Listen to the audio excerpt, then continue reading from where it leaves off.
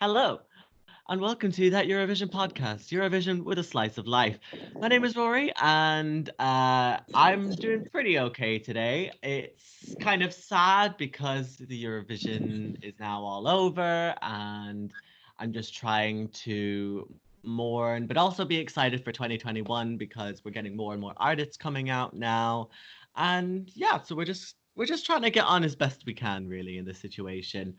And with me, Jazzy, it's a little bittersweet because we're still getting the semi-final running orders. However, the fact that the Eurovision would have taken part this week, it's all starting to feel very real that Eurovision is obviously not happening this year, and that's really sad. Yeah, I'm feeling pretty much the same. So, yeah, hi, I'm Rosie, and I today am mourning the fact that we found out that Diodato isn't automatically coming back because Fire Mori is beautiful. But on the plus side, I was the first person to post that news on Reddit today, and I've just been watching my inbox fill up with the drama all afternoon, which has been great fun. And I'm just sitting back and watching the arguments unfold, which I'm quite happy with. it must be great when you're just that sort of person that just delivers the bad news. It's like, hey, I'm just the messenger. Don't shoot the messenger. I'm just being that sweet, sweet calm. Tim here. At this time of recording, this time of recording, I should be in Rotterdam Ahoy Arena queuing up to be on the floor with my Philippine Austrian flags and my Finnish scarf to support Vincent and Axel. Unfortunately, the world does not like me. And it doesn't want us to have Eurovision, which is a shame, but it is what it is, and we're just gonna look forward to 2021 because I know that my top three is coming back, so it's all good. Yeah, I mean, it's gonna be a tough time for us for a little while. I was feeling a bit down when the first Europe song celebration came on, and I just it's a tough time for us Eurovision fans. But you know what? We are a good community. We are a collective fandom. You know, we're very supportive of each other. So we just have to stick together for a little while. And we've also had some good news this week. Leslie Roy liked our podcast. Leslie Roy likes our Oh. podcast. Shout out to Leslie. Shout out to Leslie. We Shout love out you. to Leslie. We love you. Please step on me. You really had to get that in, didn't you?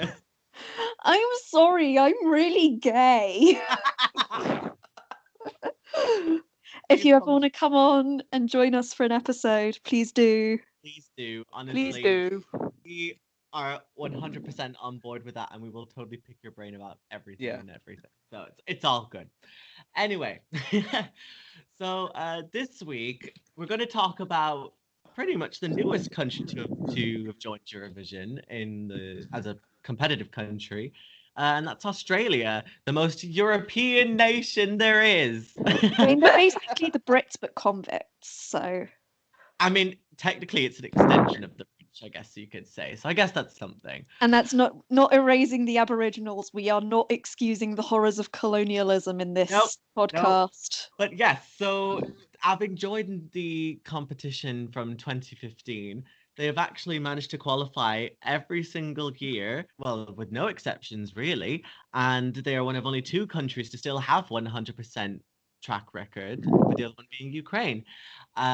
They've also performed extremely well at the contest. Their best placing coming in 2016 when they placed second with Dummy Im and Sound of Silence. However, they have also had a couple of failures every now and again, the worst of which being Jessica Mauboy's No. crucial 9 points. Deserved better. It's a bop. It's such a bop. I mean, it's lovely, and she's a great person, but I don't excuse getting the audience to sing along. It's, you know... No, like, the live was not...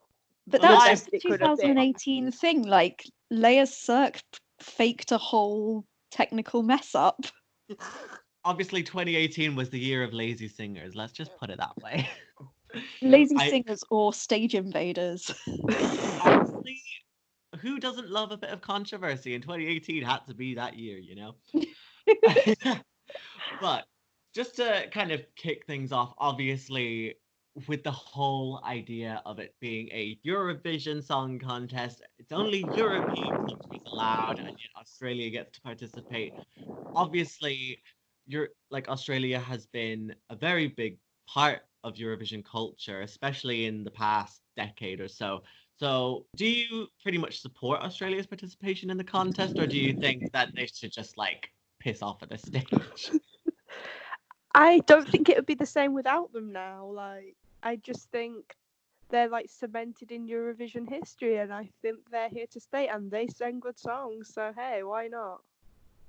I feel like I should theoretically be opposed to it, but honestly, if they're keeping sending the good shit, then I'm happy to have them there.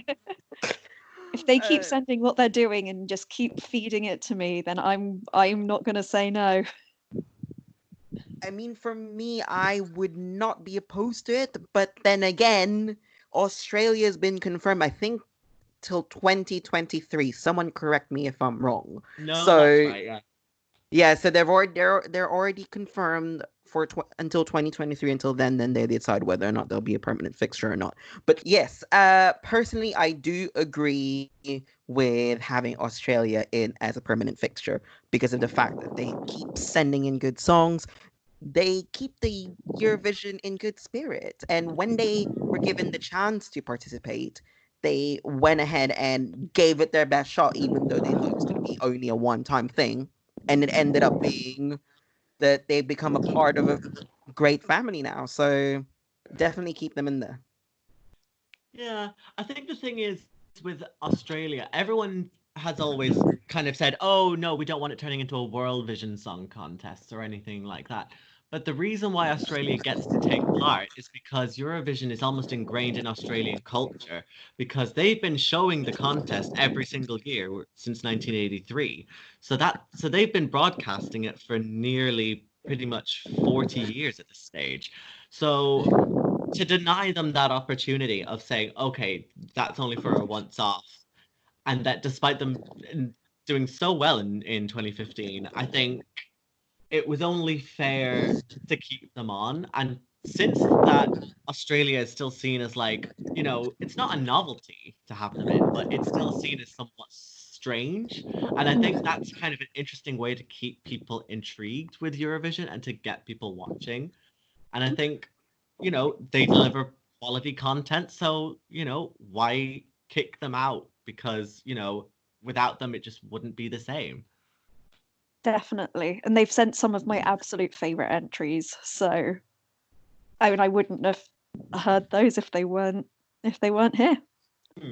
Yeah, plus I think with Australia, what they don't get is that the reason why they're in the competition is because of the cultural connection that Australia has with Europe. And I think the fact that they're able to get Eurovision, the fact that it's been a long tradition for them for over 40 years, I think is what is keeping them well close knitted within the Eurovision community and works out well. So Definitely. Like for me, for the first few years, yeah, it felt a little weird. But I think after 2018, when I just see them in the running or in the running draws or anything, it just felt like normal. It was just yeah, Australia are in. It would feel weird now without them, and I'd be very sad if they withdrew. Yeah, I think as well, the reason why Australia gets to compete and countries like China and the United States who have tried to participate is because Eurovision hasn't really been solidified as an institution in those countries. And they aren't as enthused by the whole celebration. They see it more as just the competition end. So I think they don't really get Eurovision as a concept, whereas Australia does. And I think, that's kind of part of the main reason why, there's always the possibility that, if Australia wins, it'll be held in Europe, but it'll be handled by SBS, the Australian TV station. Yeah. So just saying, given the fact that they've only had nearly 5-6 entries, so it's kind of quite easy to kind of pick a top three, but who would be your kind of top three or so of Australian Eurovision songs?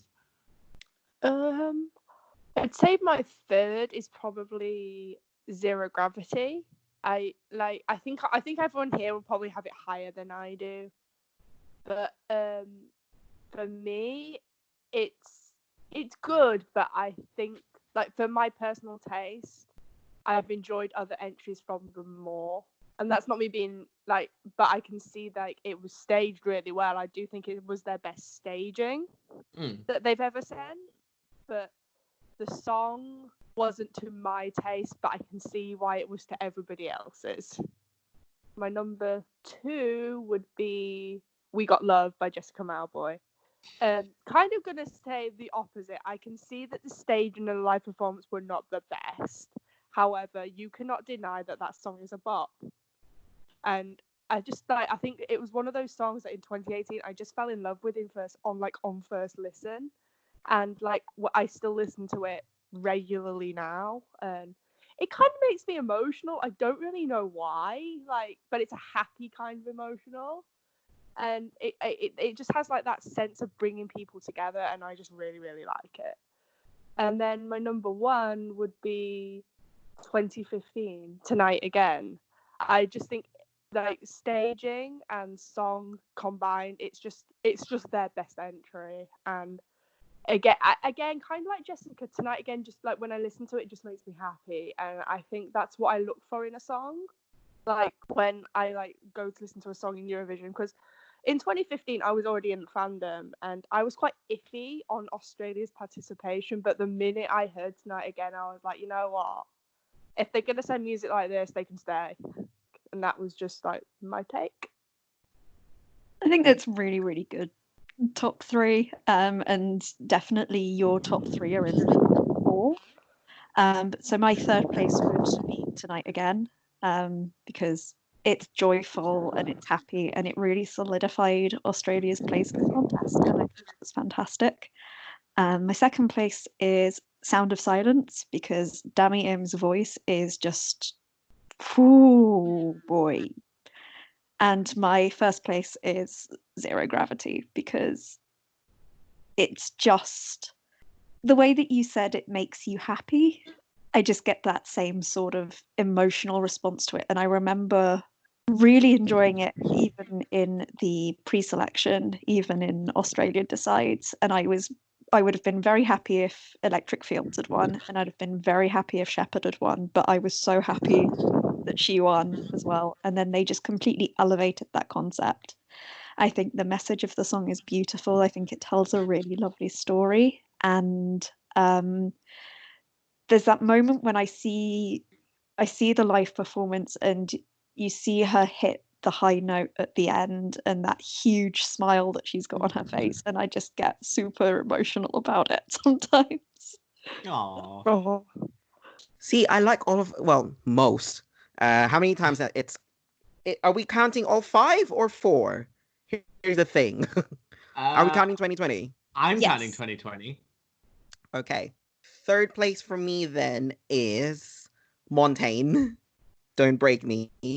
Okay. I like the artistic side of things of that performance, and I kind of like the fact that does that make me sound like a nerd, but like I actually got the performance. 90% of the world didn't, so like I got the You're meaning. not artsy enough if you don't get it. Yeah.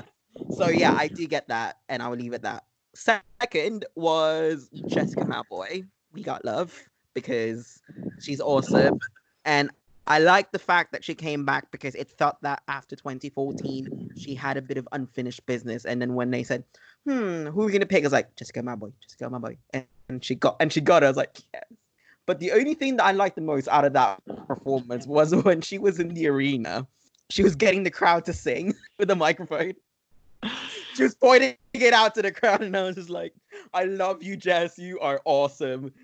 And then my first place for this one would be Sound of Silence.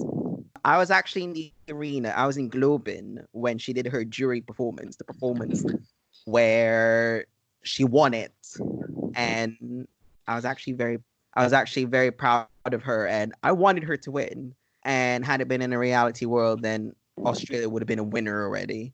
So let's hope that in the near future, that will be a reality. I think it'll be likely Australia will win in the near future, given the amount of In the quality that they've 2020s. yeah, given the Yeah. amount of quality that they've sent year on year, I think it's an inevitability. But a question of where, who knows?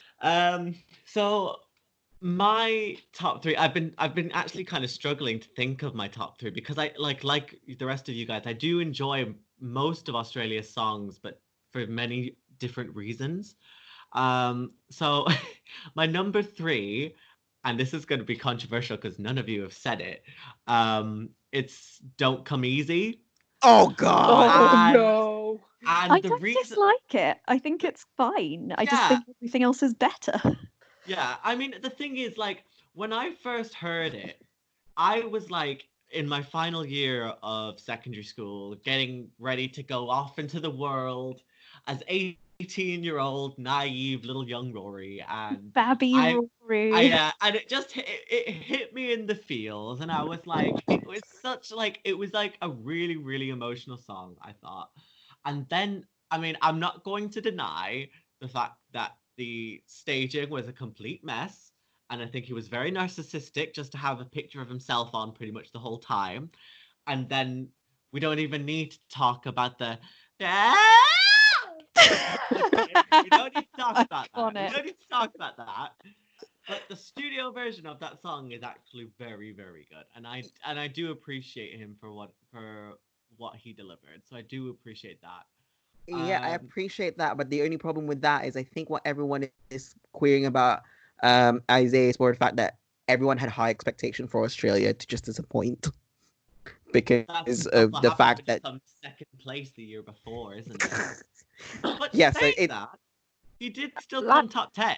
hmm So it's just a shame that he completely tanked in the televoting because I think he only got like 2 points or something. He came second last, I know, because Austria got Austria came last. had 0 points. So I think that makes yeah. But then my second place, I think I'd have to give it to Tonight Again because I like I was intrigued by when Australia was announced to be participating. So I was kind of intrigued to see what they would come up with. And then when they came out with Guy Sebastian Tonight Again, for all we knew, this was only going to be their one time participating. So they might as well make a big go of it compared to like countries like the UK who would send a complete nobody.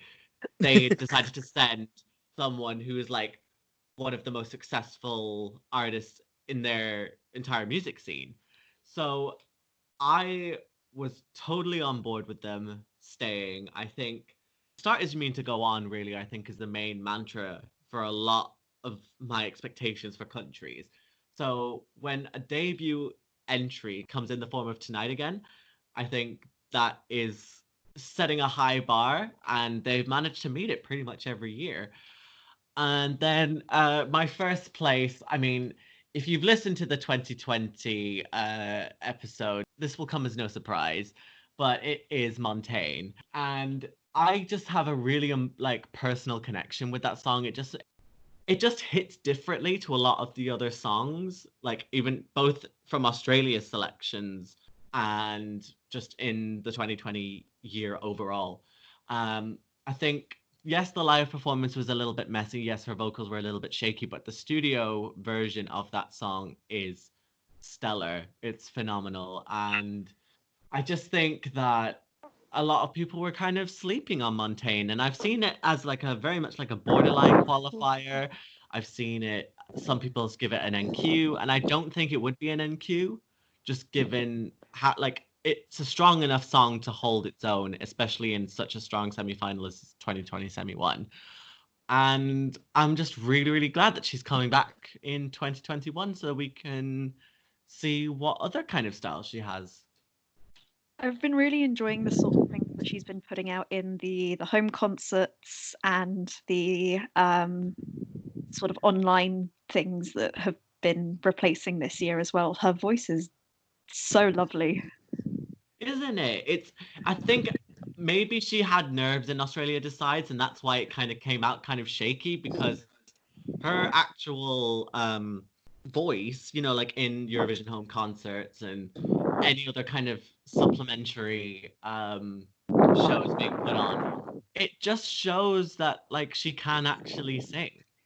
I think from what I've heard as well, that she said that they didn't actually choreograph her Australia Decides performance, so that probably can't have helped. Probably not, no. I think that the Australia Decides performance and her look, like for staging, they had like a massive concept that could have gone down very, very well. And I personally am not. The song doesn't. I don't dislike the song. I don't love the song. And when you're talking about someone having it as an NQ, but I feel like it could have definitely been elevated by staging. I don't think it would have NQ'd, but in the current form, it was a personal NQ. I think with Australia, I think that's what we know, that they can stage it, and we know that there's always rooms for improvement. Kind of like with Kate. You see how she was just standing there in Australia Decides, and all of a sudden she just blew us away in Tel Aviv. Yeah, Kate was like really low in my top. Like, what a glow up. Prior to Eurovision. Yeah. And so I was like, okay, I know she had the vocal, and then when she showed up on her first day of rehearsal, nobody expected that. No, nobody did. And I think there is like the concept that Montaigne had, there was room there for it to be another big moment. And I just hope that Australia sees that for like next year, because I do think there is a lot of room for Montaigne to be a massive contender if they get everything right. I think given how Australia is still a relative newcomer to the contest, they're still kind of figuring out like what works in terms of staging and what works in terms of creating a moment on stage. So I think Kate was the first kind of foray into like a big kind of stage show, because obviously like you had Dami with such an amazing voice, but the rest of them were very kind of almost minimal in the way that they were staged. So I think Australia was actually starting to branch out of being just a safe country. And I think with Montaigne, like you said, there was like a big concept there that could have been just brought to a whole new level. So obviously, Australia has most of the time been a country that has done internal selections. But of course, in 2019 and 2020, we had Eurovision Australia Decide. And obviously, we've had an array of different kind of artists and the different kind of genres. And we've even had like Aboriginal languages involved as well. Do you think that maybe going forward, they should kind of start to branch out even further? Do you think that they should just become more kind of wacky and kooky? Or do you think that they can kind of try and fuse that with kind of national identity? Or like, what do you think the plan should be for Australia, like going forward? I think the national final in 2019 was really, really strong. And I think there was like several entries where you looked at the entry and thought, you know what, this could do really well at Eurovision. And I think what we've seen in the national final is that they've kind of like that the entries that we've seen in the national final are not as safe. The stagings are not as safe as what they had been sending prior to having a national final. So I definitely agree that they should be thinking about keeping the national final and keeping that quirkiness, because it makes Australia stand out from like other countries and gives them somewhat of an identity. Because although Don't Break Me as a song was again quite simplistic, the staging was obviously a little bit out there and a little bit quirky, and I do think for a lot of people that worked. And I think the quirkiness could like give Australia an image in Eurovision, and I think it's very important to have your own like cultural like image that makes you stand out from every other country. And it like when they send a song, you know that this is from Australia. And I feel like with Montaigne and Kate, you kind of got that. I think one of the things I found in the Australian national final, and I'm saying this not necessarily being an expert on the Australian music industry, is that they're very comfortable taking a risk. And they've had all these sorts of big acts go through the national final. So they had Shepherd and they've had Courtney Act, and these are sort of worldwide recognized names. And yet they're not just automatically going for the big ones. They're going for people who are sort of a bit more interesting and a bit different. And that about them and their ability to take a risk and to send something that is really, really interesting rather than just going, oh, that person is a safe big name choice. I think for me, I'm kind of meshing well with what Rosie said. They like take a risk, and for that note, it's been paying off for them because they've always qualified, and on recent cases, they've done quite well. So on that note, I'm just gonna mesh in with what Rosie's saying don't fix what's broken, because obviously that method is working well for them and it's giving them great results. So why fix something that's not broken? True, yeah.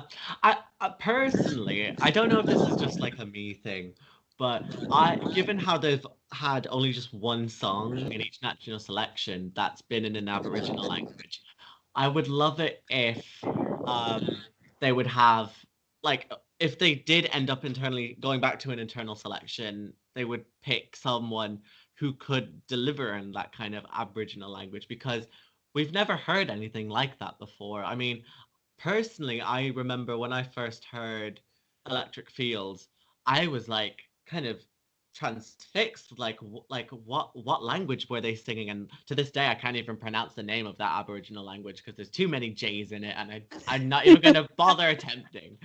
But I just think there's a lot of potential to kind of show the professionalism of the Australian music industry, because like you said, we've had some big hitting names there. We've had Casey Donovan, we've had Vanessa Amorosi, we've had Shepherd, we've had Courtney Act, all of whom have been somewhat internationally successful, and yet they go for almost like an underdog. It's very much a British thing almost, I think. Either that or they have that sense where just because you are a big name doesn't necessarily mean that you're going to be good. Like, I feel like Australians, like, they've been watching the show for years. Like, they've had like years to work out, like, from not participating, what works at Eurovision and what doesn't. And they've literally, I think they've both times gone for the act which is going to work best at Eurovision and what will bring them the best result. And in some cases that's not the big name. And I think we've seen that with the songs that the big names have been sending. I don't know, say, would Shepherd have done as well as Kate? I don't think they would have brought the Kate level staging that she brought. And yes, I think as a song I preferred Geronimo, but I don't think it would have stood out as much in 2019 as what Zero Gravity did. There's a lot of potential in Australia. I think they just need to kind of just look at what like the formula is. Like given like how you said, they've been able to study the contest for so long, like so much so that even the University of Melbourne has a course in which you can take a module in Eurovision. Incredible. And that is amazing. They have a Twitter account as well, so if we can at them, just say shout out to these guys, follow them because they are absolutely amazing people, and I live for their Twitter every single time. Yeah, and it to show their commitment to the contest by sending big names or recognizable names. I think, you know, going for the underdog, I think is good. I think because look over the past few years, a lot of the people who have won the show, like the contest, have been relatively unknown or sort of underground. So, say for example, Duncan. Look at Salvador. So maybe just going forward, just maybe kind of take that into account. Didn't Netta and Duncan like win with like their debut single or something? Like, Yeah, pretty much, yeah. Yeah, it was Duncan. It was Duncan's debut single. Like, that's just like. And then we waited a year for the EP. Which we got this week, by the way. We did. Huzzah! Imagine the performances he would have put down on the final for that. That would have been really interesting. Well, he could have literally performed like the whole EP as an interval act. Probably.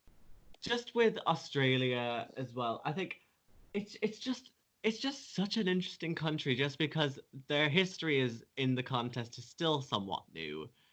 We're kind of in that stage where we don't really know what to expect from them because they don't really have as big of a track record as other countries like Germany or Italy or Greece or Russia. So, say in a hypothetical world, hopefully in the not too distant future, that Australia does end up winning. Obviously, the contest can't go all the way down to Australia. Uh, if you were the head of delegation for Australia, or if you were the head of TV for SBS, which country do you think Australia should host the contest in? I feel like I'd say the UK, but very specifically Perth in Scotland, because how great would that be? Having Perth to Perth. Now we just need an arena in Perth. Yeah, I'm Perth- sure they've got something. Perth Council, please get involved. You know, we're gonna at Perth Council here. For me, I'd say Sweden because they've literally mastered how to do Eurovision on a budget and still look very sleek. But then again, I can say as well that I think within EBU rules, they say that I think the countries agreed on as to who might host if Australia does end up winning, but then we don't know that until they win. I think it's in a secret agreement. But then again, we don't know. EBU, we demand transparency. Yeah, because I think there was that cinch with Dami almost winning, didn't she? So they said that, oh, if Australia wins, who has to host it? My country would probably, and this might be a bit of a left field one, but maybe Ireland. Oh, okay. Yeah, I'd take that. Like they have like the arenas, and like they haven't hosted for a while, so it would still feel quite fresh, even with an Australian sense of show. And I don't know, like I think the UK and Ireland would like be the closest to Australia in terms of like forming somewhat of a cultural identity. And I just think it's been a really long time since Ireland hosted, and they have won the most times. So I just think, yeah, give it But to we've Ireland. hosted the most times. Yeah, but they haven't hosted for a very long time. So Yeah, we had to wait longer than you UK people. Yeah. Huh? By one Huh? year. by By one. one one. year. 1 year more than you. But yeah, I just think if Australia won, Ireland would be a really, really nice fit as a host country. I mean, as an Irish person, I will thank you for considering us, but I highly doubt it would probably be the case because we only have one major kind of arena, and that's in Dublin, and that's the Point Theatre. Well, it's no longer the Point Theatre, but and given the amount of times that Eurovision's been hosted in that theatre, I'm pretty sure no one in Dublin would ever want to see that come back again. Personally, for me, I could see it in the UK. If it was in the UK, I would have personally bid Manchester just because I live there, and so it would be very convenient for me. And also I think just the fact that it's culturally more in line with what Australia is like anyway, colonialism. But if it didn't end up being the UK, I remember that there was Like, wasn't there a thing at Germany? yeah, Yeah. that's it. Germany. That was what I was thinking. It was likely that it was going to be in Germany if Australia did win. And it was going to be in Berlin, was it? I think it was in Berlin. I could see Germany hosting it again. I mean, look at the way that they had hosted Eurovision 2011. I think the way they put that show on when I was in the arena in Dusseldorf, like it was a fantastic show. It was slick, it was polished, and I think with Australia's cooperation, I think that would be just elevated to a whole new level, really, because it would be a sort of a culture that we'd never seen before, especially in the Eurovision stage. I'm really excited to see what would happen when they host. Yeah, so I think am they'd I. be great. Is this an open call to everyone to basically just make Montaigne win next year? Yes. Yeah. I'm okay with that. Could there like bidding wars like to host and Australia picks at the end? That'd be like really interesting. Oh, that would be really interesting. Australian listeners, if you are listening to us, because we do know that some Australians do listen to this podcast, and we very much appreciate you for it. Please do let us know which country do you think SBS would host, because obviously we're all European people, so we can have our own opinions, but it won't necessarily affect us as much as you when it's your own time to host.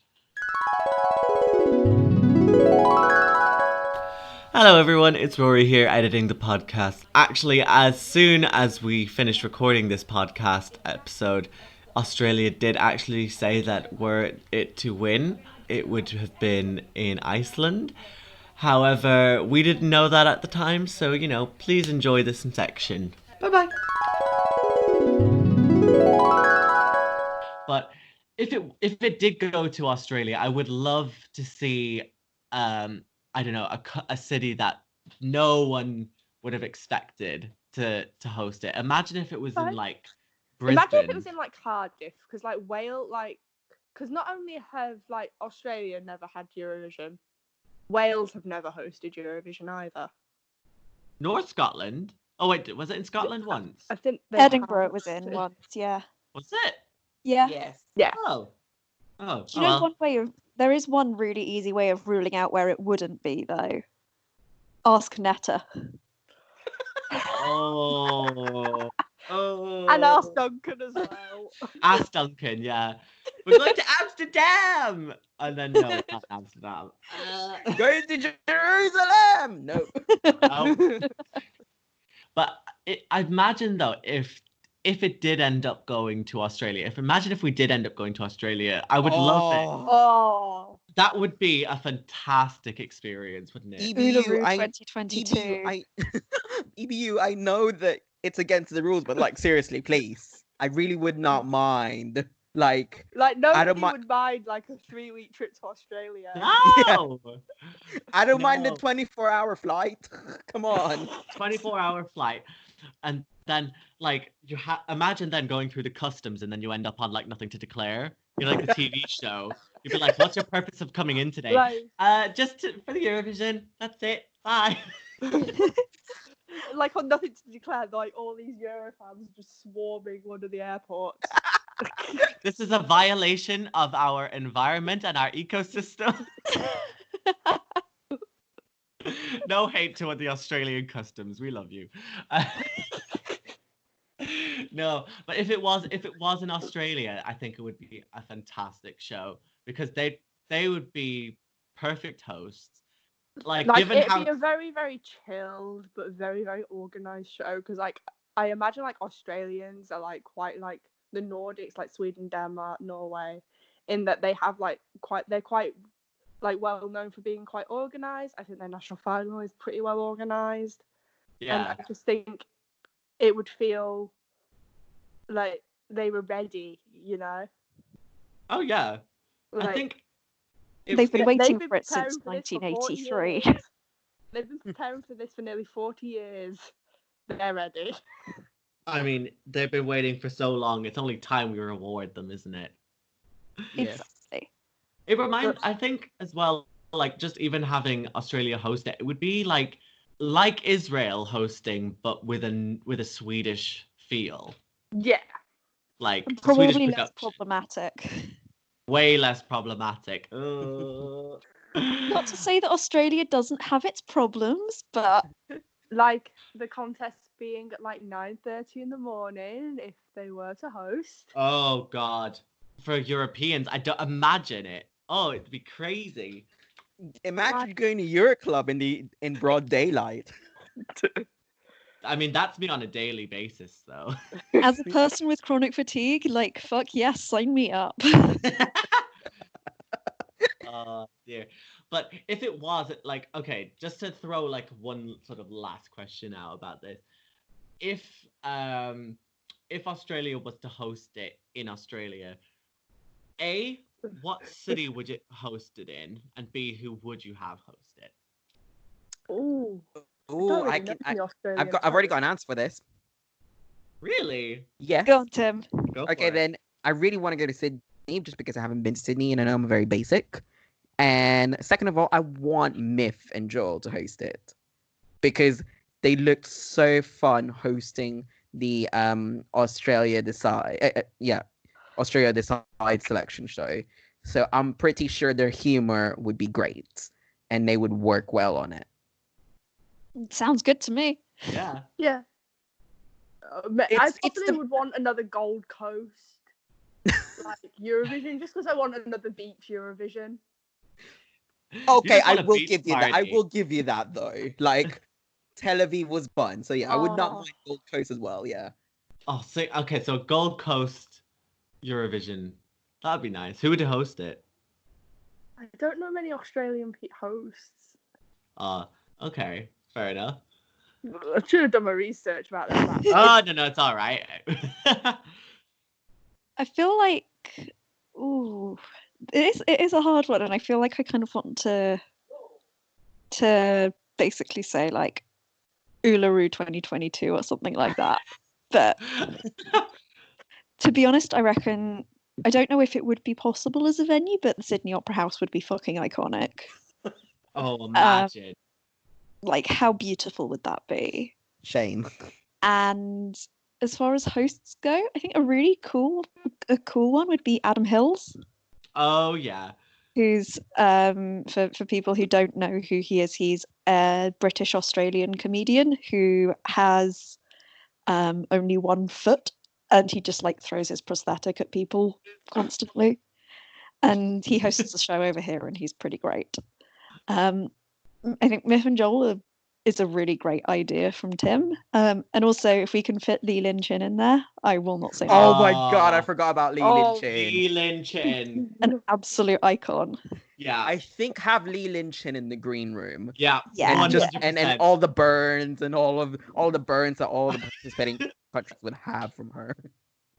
Like when Aw. she resigned as the spokesperson, I don't think I've ever been like. I think the only time I've ever been as sad is when Eurovision was cancelled. Yeah. Lee Lin Chin, if you listen here, please come back to work for SPSS purely for the sake of just being a spokesperson. We'll pay you if it needs to happen.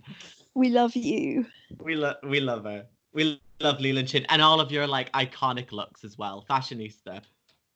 If it was me, I would love to have it in a sort of maybe in like Melbourne. I feel like Melbourne would be a nice kind of city to have it in because you're getting a kind of mix of both the sun, the sea, and the city at the same time.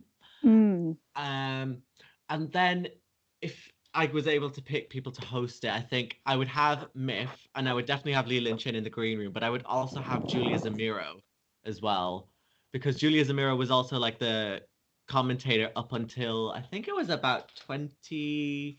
It was up until Myth and Joel came in, wasn't it? Yeah. I can't remember the exact year when she left, but she's also a relatively big name. She's a presenter and a comedian in the UK and sort of Anglophile culture.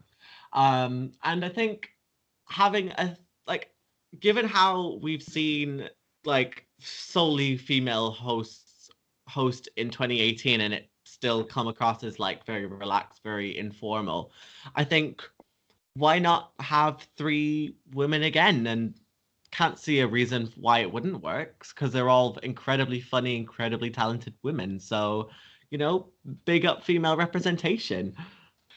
But Absolutely up for that. yeah. So do we have any sort of closing remarks just before we start to wrap this episode up? Australia. Let's just hope they don't leave us anytime soon because they just need to keep doing what they're doing and they're going to get a win eventually. Probably sometime in the next decade. Like, don't fix what isn't broken. Can I just point out that in the last sort of, 6 contestants that they've had, they've only sent 1 white person. Really? Yeah.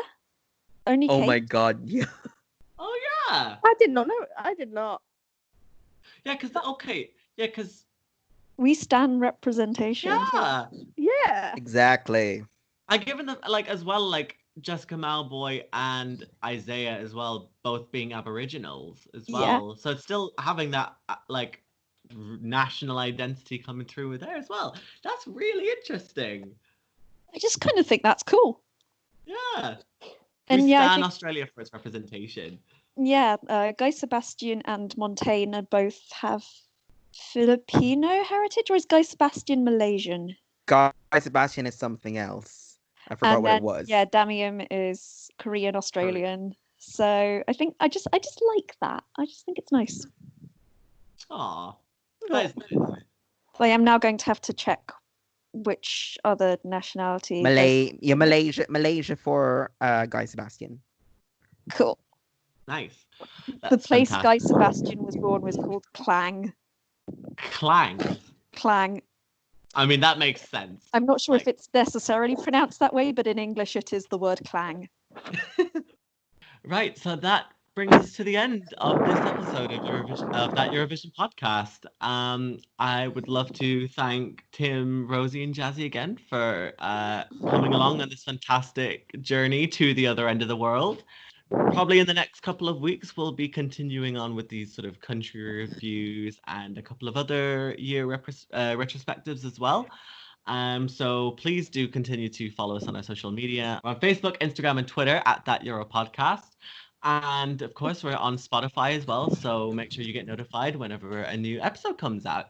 And yeah, so please do stay tuned and please just, let us know about what you think about Australia, what you think about their participation, anything really, just to help, let's get a discussion going, Mhm. Yeah. Yeah, so will we just say goodbye, everyone? Bye. G'day. Stay Bye. alert. Control the Hashtag virus. Gold Coast Save lives. 2022. Gold Coast, stay alert and make sure that the Gold Coast wins.